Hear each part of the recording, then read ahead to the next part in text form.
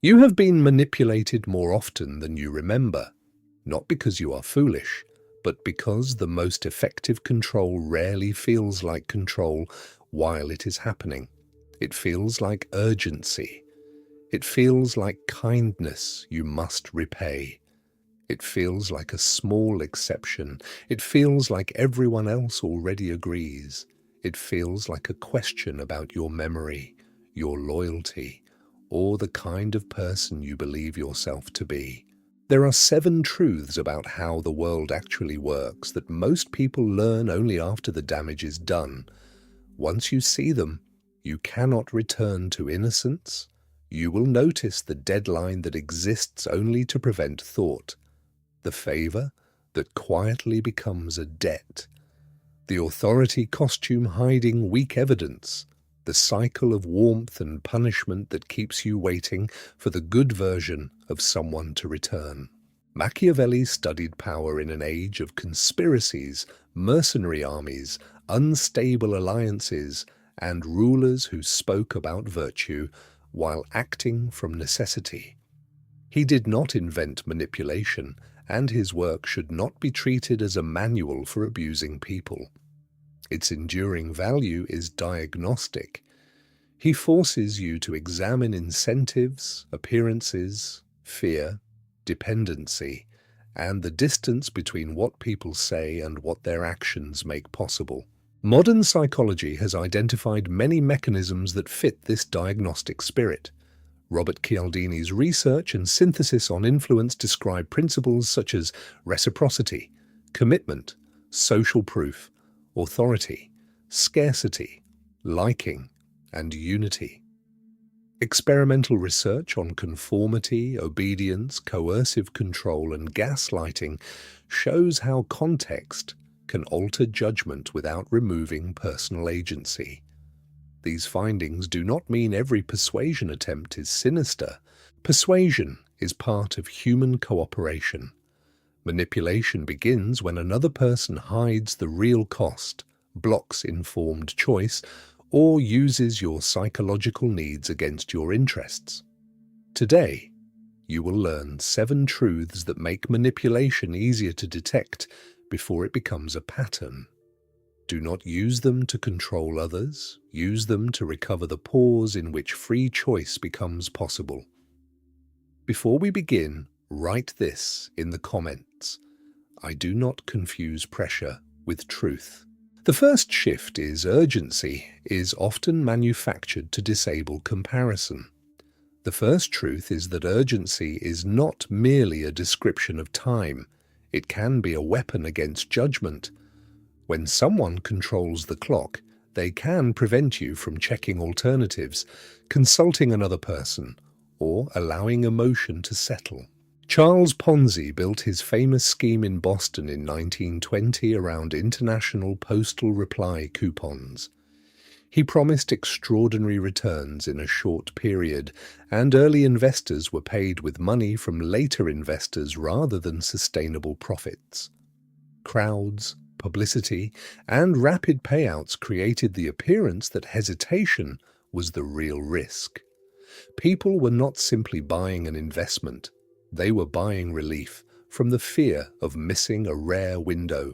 Ponzi was not the first or last person to exploit urgency, but his name became attached to the structure because the structure feeds on acceleration. A scheme dependent on new money cannot tolerate patient verification. It needs momentum to outrun questions. Time pressure narrows information search. Scarcity increases perceived value, and loss aversion makes the possibility of missing an opportunity feel more painful than the possibility of making a poor decision. Under arousal, the mind can mistake speed for importance. Cialdini's work on scarcity does not claim that every limited offer is fraudulent. Real scarcity exists. The defensive question is whether the deadline arises from an external condition or from the seller's need to prevent comparison. A recruiter tells you that a contract must be signed tonight because another candidate is waiting. The salary is attractive, but the non-compete clause is broad and the commission formula is unclear. Your fear says, sign now and solve the details later. Say, I do not sign agreements I have not reviewed. If the offer cannot remain open until tomorrow at noon, I will decline. This response may cost you the offer.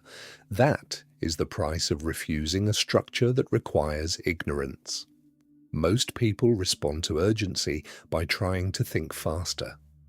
The strategic person asks whether thinking faster is exactly what the other side wants. They slow the decision, separate the deadline from the claim, and accept that a real opportunity may be lost. Machiavelli advised rulers to recognize disorders early, when they are easier to treat. Manufactured urgency reverses that wisdom by forcing you to act before diagnosis. Your first defense is to reclaim enough time to see the structure. Emergencies sometimes demand immediate action. A fire, medical crisis, or expiring safety risk cannot wait for philosophical calm. The skill is not automatic delay. It is distinguishing genuine consequence from manufactured panic. Create a personal speed limit for major decisions. Purchases above a certain amount receive 24 hours. Contracts receive independent review. Requests involving secrecy receive consultation. Emotional messages do not receive irreversible answers while you are activated. Then watch the reaction. A legitimate person may be disappointed by delay but can explain the real constraint. A manipulator will often intensify fear, insult your intelligence, or make independent advice sound like betrayal. The second truth is harder to accept. Small commitments can build a cage. The second truth is that control often begins with a request too small to justify resistance. The request is not the cage, it is the first bar.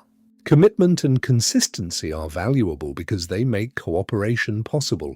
Manipulation exploits them by hiding escalation.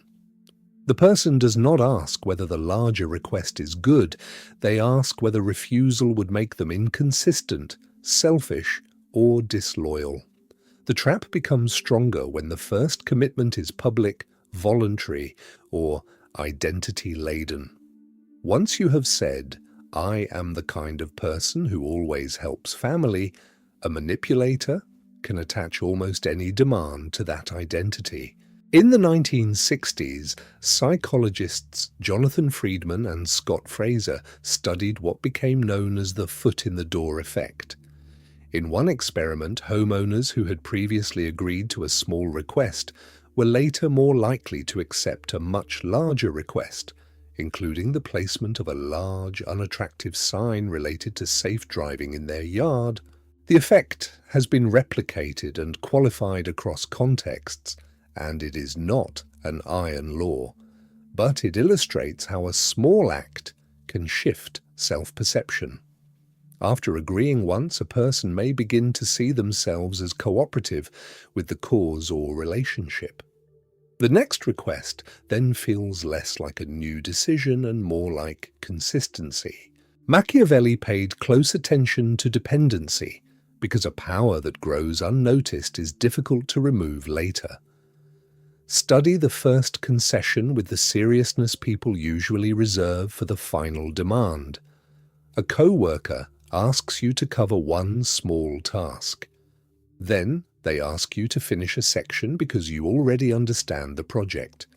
Soon, you are responsible for half the work while they present the result.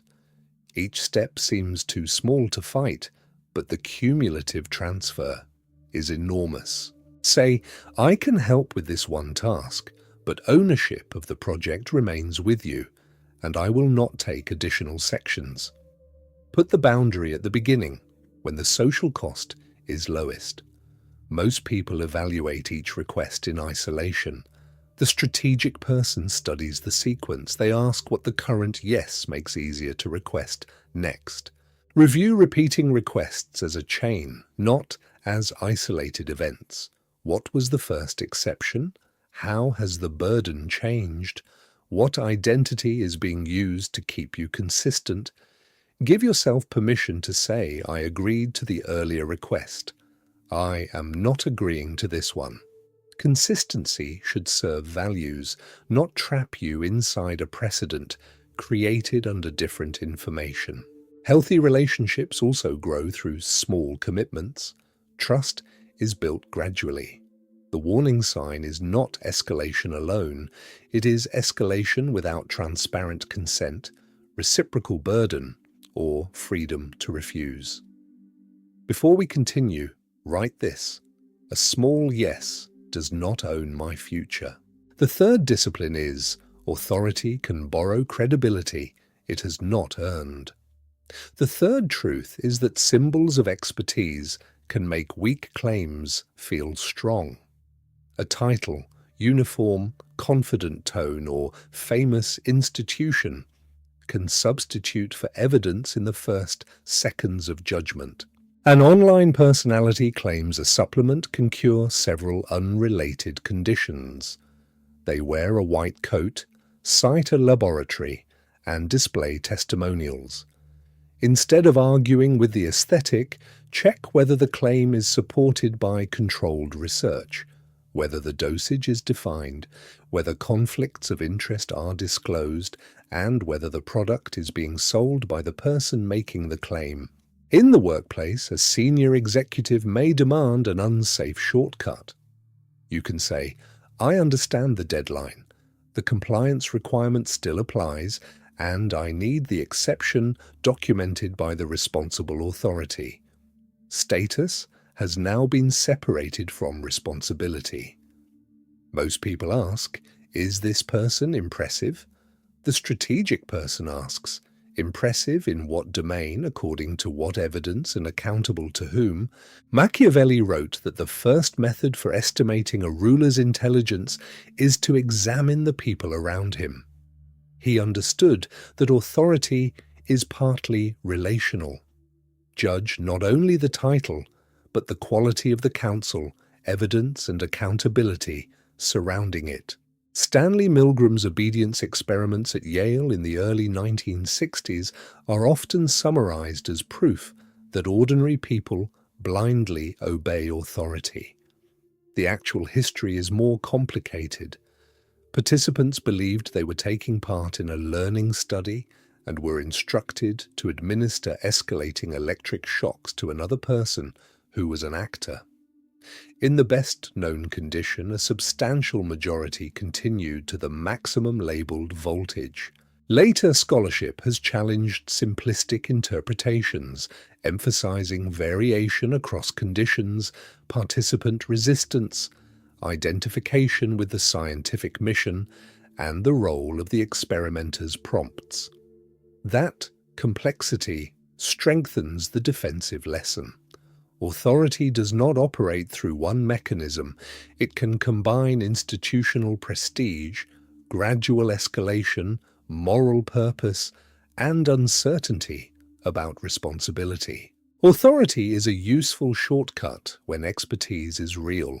You cannot personally verify every bridge, medicine, or legal procedure. Manipulation occurs when the shortcut is detached from the relevant domain or used to suppress questions. A physician may have medical expertise without having authority over your finances. A successful entrepreneur may know little about nutrition. Confidence can travel farther than competence. Do not turn skepticism into reflexive contempt for institutions. Expertise is real, and society depends on it. The mature defense is calibrated trust, neither automatic obedience nor automatic rejection. Use the authority audit. What is the person's relevant qualification?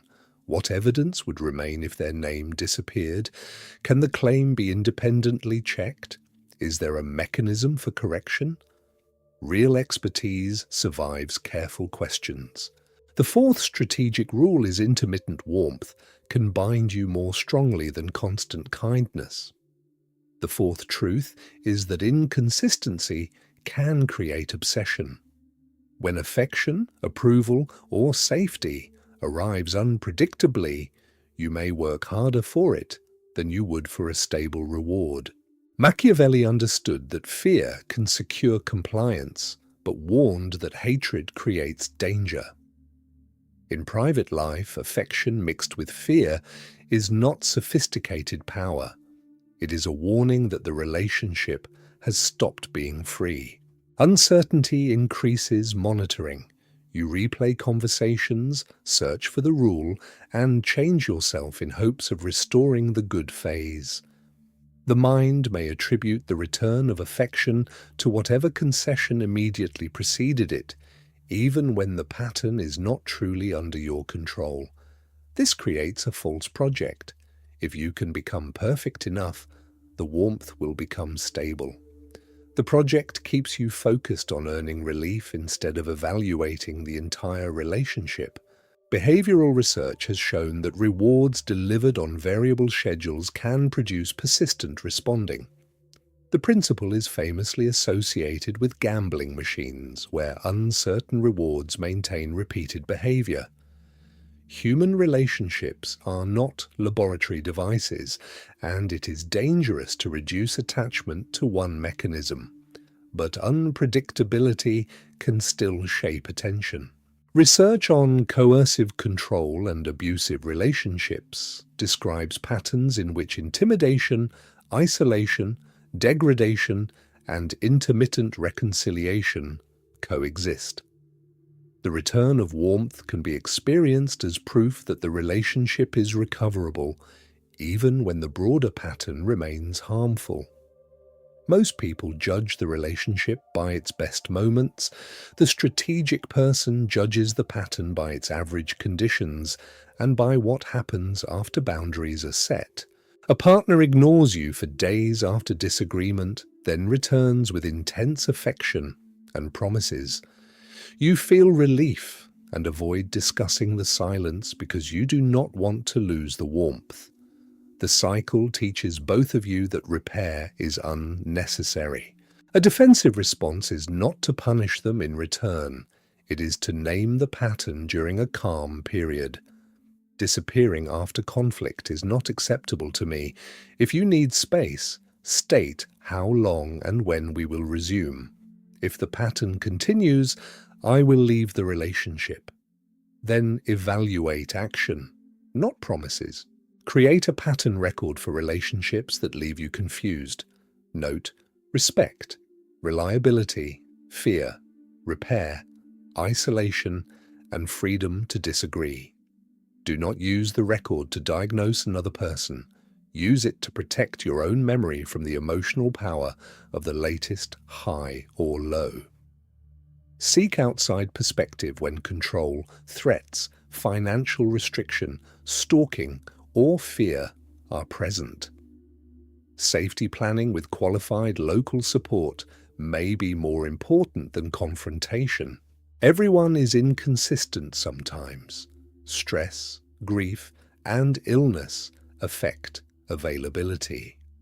The danger is a repeated pattern in which instability becomes the mechanism through which obedience is obtained. Drop this in the comments. I judge patterns, not promises. The fifth boundary is the crowd can manufacture reality without proving it. The fifth truth is that social agreement feels like evidence even when no evidence has been produced. A room full of confidence can make your own perception feel defective. Most people ask how many people agree. The strategic person asks how independent those judgments are. 10 repetitions from one source are not 10 pieces of evidence. A supervisor says, "The whole team feels you are difficult." Do not defend yourself against an invisible jury. Ask whether the feedback was collected independently, what behaviors were identified, and whether you can respond to specific examples through a fair process. In a family, someone says, "Everyone thinks you are selfish for moving away." Contact the people whose views matter directly. You may discover that everyone means two people and a story repeated loudly. Social proof is rational under many conditions. If a restaurant is full, the crowd may know something. But social proof becomes dangerous when the crowd is curated, fake, dependent, or afraid. Testimonials can be selected. Group chats can exclude dissenters. A family can repeat the same story because one dominant person established it years earlier. Solomon Asch's line judgment experiments demonstrated the pressure of unanimous error. Participants were asked which comparison line matched a standard line. When Confederates confidently gave the same wrong answer, many participants conformed on at least some trials. The task was simple, yet the social cost of standing alone altered public judgment. The effect weakened when even one other person broke unanimity. That detail matters. Manipulation often depends less on persuading everyone than on making the target believe everyone has already been persuaded. Machiavelli wrote for a world of factions, courts, and appearances. He knew that perception could become political reality. Your defense is to trace the perception back to its producers. Break false unanimity. Seek one independent source. Ask for raw evidence rather than summaries. Separate popularity from truth and isolation from error. You can be wrong while standing alone, but standing alone is not proof that you are wrong. Do not romanticize contrarianism. A consensus built from independent expertise deserves weight. The question is how the agreement was produced, not whether agreement exists. The sixth move is control begins by attacking your ability to name what happened. The sixth truth is that the most dangerous manipulation does not merely demand obedience.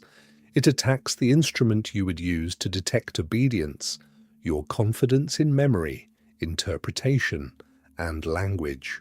The term gaslighting comes from Patrick Hamilton's 1938 play Gaslight and its film adaptations. In the story, a husband manipulates the environment and denies what his wife perceives, contributing to her belief that she is losing her mind. The term is now widely used, sometimes too broadly, to describe patterns of psychological manipulation that cause a person to doubt reality. Contemporary qualitative research on gaslighting emphasizes that it often operates within social inequalities and intimate dependence. It is not simply one person remembering a detail differently. It is a pattern of denial, contradiction, isolation, and credibility destruction. Machiavelli studied how rulers manage appearances because collective belief shapes action. Your private sovereignty depends on preserving the ability to name events without requiring permission from the person who benefits from your doubt. You remember agreeing that a shared expense would be divided. Later, the other person says the agreement never existed and accuses you of being obsessed with money. One disagreement is not proof of gaslighting, but if agreements are repeatedly denied and your character is attacked whenever you produce evidence, the pattern matters. State the record once. I am relying on the message from Tuesday. I will not continue discussing whether I imagined it. The payment arrangement will follow the written agreement. If control or fear is present, prioritize safety over winning the confrontation. Reality testing is partly social. Humans compare perceptions, seek confirmation, and use trusted relationships to interpret ambiguous events. A manipulator can exploit this by discrediting outside sources, changing past statements, and treating every objection as evidence of instability. The target may begin over-documenting, apologizing for emotions, or asking the manipulator to explain the very pattern causing confusion. This creates epistemic dependency. The person harming your trust becomes the authority on what is real. Most people fight gaslighting by arguing harder inside the same relationship. The strategic person rebuilds independent reference points. They seek records, trusted observers, professional support, and physical distance when necessary. Use the term carefully. Memory conflict, defensiveness, and poor communication are common and not automatically systematic abuse. Precision protects both victims and language. Maintain ordinary anchors, dated notes, financial records, private communication with trusted people, and access to your own accounts. Notice whether you are free to disagree without retaliation. A healthy relationship can survive two memories. A controlling relationship requires one authorized reality. Write this now. My reality does not require permission. The seventh principle is the deepest manipulation recruits your identity against you. The seventh truth is that the strongest lever is rarely fear alone. It is the image you are desperate to maintain. Good child, loyal partner, fearless leader, generous friend, independent thinker. Once another person can define what that identity requires, they can command you from inside. In Chapter 16 of The Prince, Machiavelli examines generosity and parsimony. He argues that a ruler who tries to maintain a reputation for lavish generosity may have to burden the population, consume resources, and eventually become hated. The appearance of virtue can produce destructive consequences when the cost of sustaining the appearance is ignored. The passage is political, but the private mechanism is familiar. A person can be controlled through the reputation of being endlessly generous. Each refusal threatens not only the request, but the identity. The final defense is the one Machiavelli's realism makes unavoidable. Judge virtue by consequences as well as appearances. A beautiful identity that repeatedly delivers you into exploitation is not virtue. It is an unlocked door. Identity-based motivation makes behavior feel meaningful. It can support courage, discipline, and moral consistency. Manipulation attaches a specific demand to the identity. If you were truly kind, you would lend the money. If you were loyal, you would keep the secret. If you were strong, you would not need help. The demand becomes harder to evaluate because refusal now feels like self-betrayal. The defense is to define the identity at the level of values rather than obedience. Kindness includes boundaries. Loyalty excludes complicity. Strength includes consultation. Most people allow the requester to define the virtue. The strategic person defines the virtue before the request arrives. A sibling asks you to lie to another family member and says, "Family protects family." You can answer, "Loyalty does not require deception. I will support you through the consequence, but I will not participate in the lie." A business partner says, "Real entrepreneurs bet everything." Say, "Responsible risk is measured. I will not use a slogan as a substitute for due diligence." Write the values most often used against you. Then complete each with a boundary. I am generous, and I do not fund repeated irresponsibility. I am loyal, and I do not conceal harm. I am calm, and I still speak when a line is crossed. This makes identity harder to hijack. Do not become suspicious of every appeal to shared values. Communities depend on sacrifice. The question is whether the sacrifice is transparent, reciprocal, and freely chosen. You have now seen the 7 truths. Urgency can be manufactured. Small commitments can become a cage. Authority can borrow credibility. Intermittent warmth can bind you. Crowds can manufacture reality. Control can attack your ability to name events. Identity can be recruited against you. A useful defensive practice is the manipulation map. When a decision feels strangely difficult, write 4 lines. What is being requested? What emotion is being activated? What information is missing? And what happens if you refuse? The map converts atmosphere into structure. If the request is ordinary but refusal threatens abandonment, humiliation, financial punishment, or exposure, the real decision is larger than the stated request. You are not deciding whether to attend a dinner or lend a small amount. You are deciding whether another person owns the right to impose consequences for independent choice. Remember that manipulators do not always act with a conscious master plan. Some patterns are learned in families, institutions, or previous relationships. A person may use guilt because guilt has always worked, not because they have studied psychology. Intent matters morally, but effect matters operationally. You do not need to prove that someone is evil before you change your access, protect your money, or insist on a different process. Your strongest protection is not perfect detection. It is recoverability.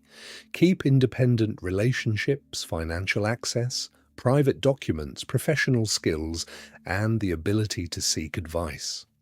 Dependence increases the cost of discovering the truth. A system that allows correction is safer than a personality that promises never to make a mistake. Build a life in which a bad decision can be reversed before it becomes an identity. Finally, watch for the temptation to use these 7 truths as labels for everyone who disappoints you. Calling every deadline manufactured, every request a foot in the door, and every disagreement gaslighting will destroy your judgment. Concepts protect you only when they remain precise. The goal is not permanent suspicion. The goal is informed consent, enough time, evidence, independence, and self-trust to choose without hidden coercion. There is another distinction that protects you. Influence changes preferences openly, while manipulation corrupts the conditions under which preference is formed. A friend may explain why a different plan would help both of you. A salesperson may emphasize advantages. A leader may ask for sacrifice. None of this is automatically manipulation. The line is crossed when relevant information is hidden, refusal is punished through unrelated consequences, vulnerability is exploited, or the other person denies you the time and independence needed to evaluate the choice. This standard is stronger than asking whether you felt uncomfortable. Honest decisions can be uncomfortable. Manipulated decisions are structurally unfree. Study how the person responds to boundaries, because boundaries are diagnostic stress tests. When you say you need time, do they provide information or increase pressure? When you ask for the agreement in writing, do they become clearer or accuse you of distrust? When you consult someone independent, do they welcome scrutiny or demand secrecy? A boundary does more than protect the current decision. It produces evidence about the relationship. People who respect your agency may negotiate the boundary. People who depend on controlling your agency often attack the existence of the boundary itself. You should also distinguish persuasion from fraud by examining who carries the downside. When the persuader earns an immediate benefit while you carry the delayed risk, skepticism should increase. This does not prove deception, but it changes the burden of verification. The advisor paid only when you purchase, the partner who receives access while you surrender alternatives, and the leader whose followers absorb every consequence all occupy asymmetric positions. Ask what they lose if the advice fails. Skin in the game is not a guarantee of honesty, but the absence of consequence is information. If you recognize yourself in these patterns, do not waste energy on shame. Manipulation works by using normal, human capacities: trust, empathy, consistency, hope, social learning, and the desire to belong. The same qualities that made you vulnerable also make cooperation possible. Your task is not to amputate those qualities, it is to give them gates. Trust can require evidence. Empathy can coexist with refusal. Hope can be paired with deadlines. Belonging can be chosen rather than purchased through self-erasure. You are not becoming impossible to persuade. That would be another form of weakness. You are becoming harder to rush, flatter, isolate, shame, and confuse. Ethical persuasion leaves you more informed and more capable of choosing. Manipulation makes the cost invisible and the exit expensive. From now on, do not ask only whether a request sounds reasonable. Ask what happens if you slow it down. Ask what earlier commitment is being used. Ask whether the authority is relevant. Ask whether affection is stable. Ask whether the crowd is independent. Ask whether your memory is allowed to exist. Ask who has been given the power to define your identity. The deliberate pause between pressure and response is where your freedom lives. Protect it now. In that pause, you can consult, document, compare, refuse, or choose with open eyes. Drop this final affirmation in the comments. I see the mechanism before I obey it. If this gave you language for patterns you could feel but could not name, like the video and subscribe. You cannot guarantee that no one will ever manipulate you. But once you learn to see the architecture, you no longer have to keep calling the cage a choice.